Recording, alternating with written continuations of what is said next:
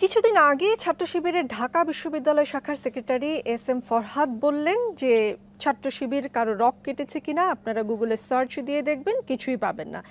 কিন্তু আমি তার কথা শুনে গুগলে সার্চ দিলাম এবং বেশ কিছু অভিযোগ পেলাম। আপনাকে দু একটা শোনাই। 1988 সালের 31শে মে রাজশাহী মেডিকেল কলেজ শাখার ছাত্রমৈত্রীর সভাপতি জামিল আক্তার রতনকে 4 হাত পায়ের রক কেটে হত্যা করা হয়। 1989 সালে রমজান মাসে ছাত্র ইউনিয়নের রাজশাহী বিশ্ববিদ্যালয় শাখার সভাপতি গাজী গোলাম মোস্তফাকে ইফতারের দাওয়াত নিয়ে গিয়ে হাতের রক কেটে দেওয়া হয়। এরকম আরও বেশ কিছু অভিযোগ গুগলে সার্চ করে আমি পেয়েছি। সত্য মিথ্যা আসলে আরেকটু ইনভেস্টিগেট করলে হয়তো আমি বের করতে পারতাম। মানে শিবির কেন রক কাটে এবং সেটা কি আসলে কেবলই মিথ? সত্যতা নিশ্চয়ই আছে। এমনি এমনি তো যা রটে তার তো কিছু বটেও নাকি? আচ্ছা, অনেক অনেক ধন্যবাদ আপনাকে। শিবির রক কেটেছে কিনা সেটা একটা প্রশ্ন। কাটলে কার কার কেটেছে, কতটা কেটেছে, কোন সময় কোন জায়গায় কেটেছে এবং কেন কেটেছে, 3 প্রশ্ন, একের মধ্যে 3। তা আমি এর জবাব অবশ্যই দেব। কিন্তু এও কি আপনি একটু লক্ষ্য করেছেন, একজন সচেতন নাগরিক হিসাবে আমি বাদ দিলাম আপনি সাংবাদিক, অবশ্যই আপনি সাংবাদিক, এটাকে একদিকে রাখলাম।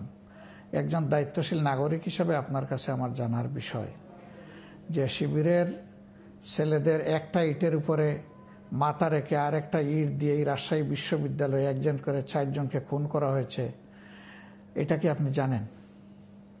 সেটা যারা করেছে তাদেরকে প্রশ্ন করব। খবর নেবেন। জি, প্রশ্ন করব তাদেরকে। 2 নম্বর, হ্যাঁ ঠিক, আপনি আপনি আপনি খবর নেবেন। 2 নম্বর হলো যে আপনি অত দূরে যাব না, ভেরি রিসেন্ট পাশে চলে আসেন। এই যে বিশ্বজিৎ নামে একটা ছেলে, ও একজন দর্জি, একটা আন্দোলনের সময় দৌড়াইয়া আত্মরক্ষা করতে গিয়ে সে হয়তো মনে করেছে রাস্তায় থাকলে আমার কোনো বিপদ হবে, একটা ভবনে সে আশ্রয় নিয়েছিল। সেখানে তাকে শিবির বলে কুপিয়ে জায়গায় শেষ করে দেওয়া হলো। সে চিৎকার দিয়ে বলছিল আমি হিন্দু, এইটাও কিন্তু তারা কনসিডারেশনে নেয় নাই। তুই শিবির, এইটা বলেই তাকে এইভাবে কুপিয়ে স্পষ্ট দিবালুকে হত্যা করা হয়েছে এবং তাদের কিছু শাস্তি হয়েছে। আমি জানি না আলটিমেটলি সেই শাস্তি বাস্তবায়ন কতটুকু হবে। 3 নম্বর, আবরার ফাহাদ, এই যে বুয়েটে, এই ছেলেটা নামাজ পড়ে মানুষকে নামাজের জন্য আহ্বান জানায়। এই দোষে তাকে সন্দেহ করা হয়েছে সে শিবিরও যদি হয় তাহলে কি এইভাবে কাউকে মারার কোনো বিধান আছে? আমাদের আইন, আমাদের সংবিধান কাউকে কি এখতিয়ার দিয়েছে? তো তার দোষ কি? সে শিবির।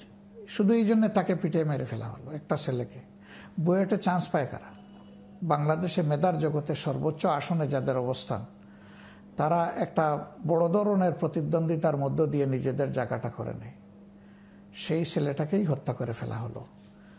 এরকম শত শত ছেলেকে বিভিন্ন ক্যাম্পাসের বাইরে হত্যা করা হয়েছে। এখন আসেন রক কাটার ব্যাপারে আমি যাচ্ছি।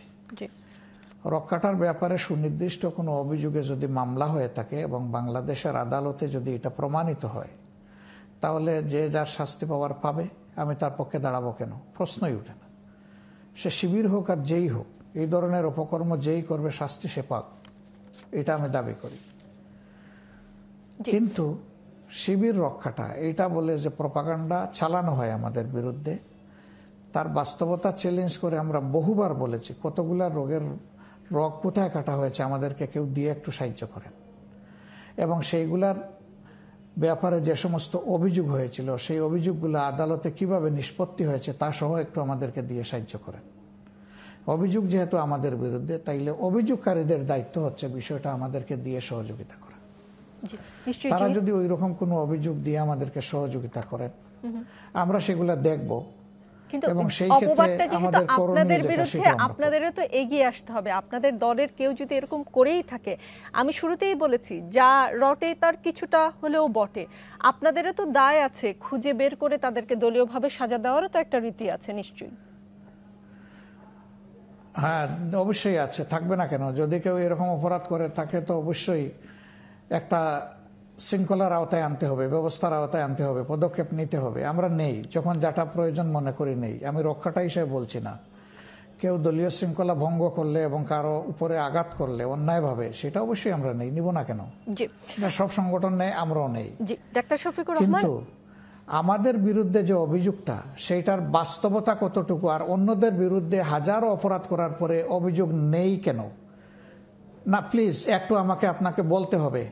না, অভিযোগ নেই এই কথাটা কে বললো? আপনি যেহেতু জামায়াতের আমির, জামাত সংক্রান্ত সকল না কিন্তু সেটা তো আপনাদের মুখে আমরা শুনি না, আপনার কাছেই আমরা চাইবো। মিডিয়া জগৎ থেকে সেই প্রশ্ন করতে শুনি না কখনো।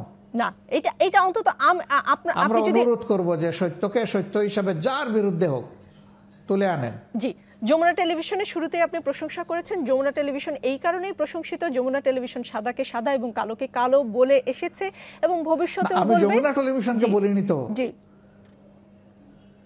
আপনি বাকি সব গণমাধ্যমের কথা বলেছেন। আমি কিন্তু যমুনা টেলিভিশনকে বলছি না, আমি মিডিয়া জগৎকে বলছি, আমি গণমাধ্যমকে বলছি। জি, আপনি তাদের প্রতীক হিসাবে আপনাকে বলেছি, আমি আপনাকে বা আপনার মিডিয়াকে আলাদাভাবে এই কথাটা বলছি না।